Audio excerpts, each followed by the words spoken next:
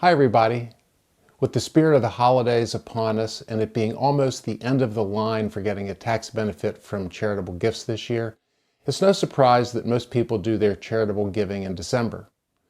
And with that in mind, what I would like to do today is go over some reminders that can help squeeze a little extra tax benefit out of your year-end giving. Hi, I'm Mike Hanghold. I'm a partner with HCM Wealth Advisors, and I've spent most of my life helping people put together tax-smart wealth plans, which certainly include charitable giving. Before we talk about the business side of giving, though, I think it's important to just make the obvious statement that we don't make charitable gifts in order to get a tax benefit. We make charitable gifts in order to help the people and the causes we care about. However, if we can get a little extra tax benefit when we make these charitable gifts properly, well, that puts a nice bow on the gift.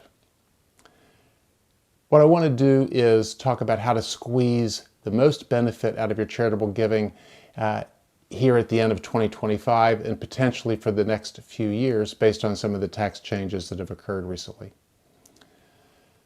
The first question that people have to sort out when they're planning how to get the most bang for their buck out of their charitable giving is whether or not they will be itemizing their deductions or if they'll be taking the really now pretty generous standard deduction.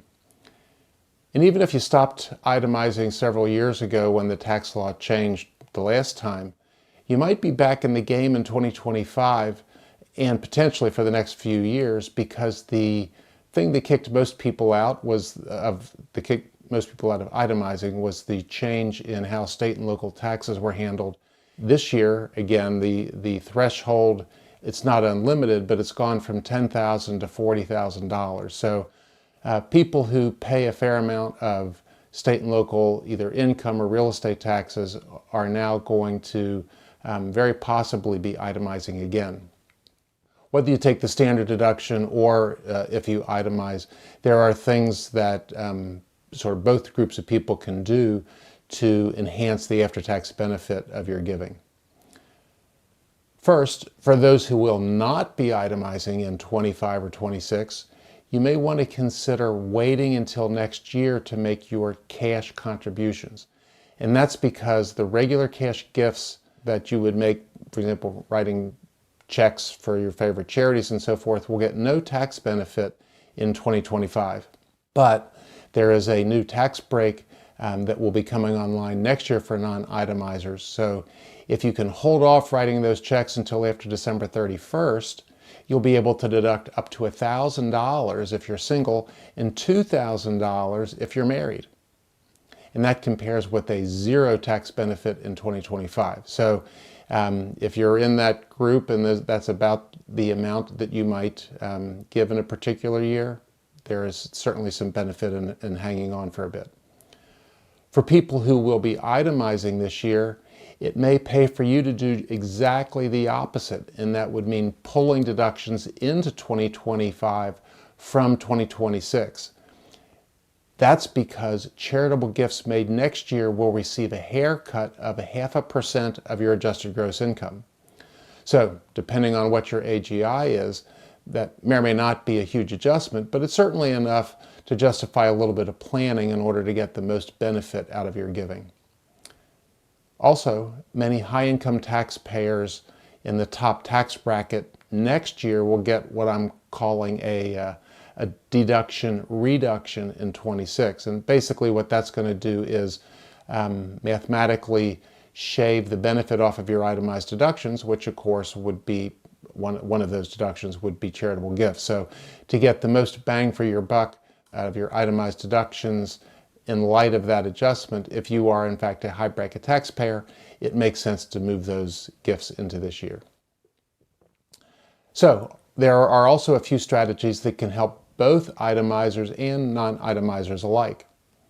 First, if you're at least 70 and a half years old and you give money to charity anyway, you can give money through your IRA even if you're not yet taking required distributions. This type of a gift is called a qualified charitable distribution, or a QCD for short. Now, most people do this when they face their required distributions because it's a way to kind of chisel those down. But this is a great way, if you're giving money anyway, this is a great way to do it because this money gets out of your IRA tax-free. Now, this strategy will reduce your income, and by reducing your income, you're going to reduce that magical adjusted gross income or AGI number, which could help avoid those Medicare IRMA penalty premiums. And if you're in a category where the net investment income tax applies, it could help minimize that risk as well. So again, if you were going to make these contributions anyway, this is a better way to do it. This strategy is almost always good because IRAs are just loaded with taxes. To the extent that you can get the money out of your IRA tax-free as part of your overall wealth plan, in almost any situation makes sense. But beware, when you make the charitable gift and when you take your RMD matters, you need to take your QCD first and then take your required minimum distributions. So another strategy that will help non-itemizers, but will admittedly help itemizers a bit more, is to donate appreciated securities instead of writing checks for cash contributions. This way you will never owe any capital gains tax on those securities. And it's easy to do because all you have to do is transfer your securities to the charity, and any substantial charity has a mechanism to receive these gifts. But there's a much simpler way, and that's to have your advisor at HCM open a charitable account called a donor advised fund, and then we simply transfer the shares that you want to give into that donor advised fund, and basically the process is complete. Then you simply make gifts to any charity you choose, either now or in the future, and all it takes is a few clicks of a mouse. And this strategy, it doesn't matter how old you are. So the IRA strategy, you had to be 70 and a half. In this case, you can do this at any age. And you can take this strategy a step further if you are close to that standard deduction threshold but not quite over the hump and you would like to go in that direction. If you need a little push, you can pull charitable deductions forward from the future by moving appreciated securities into the charitable fund now. You can always give the money away years in the future if you want to, but it's a way to help sort of engineer the proper amount of standard deductions to work through your tax plan. So that does it.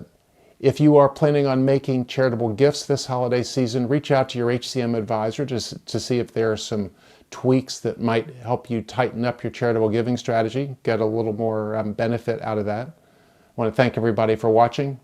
Merry Christmas, everybody. Bye-bye.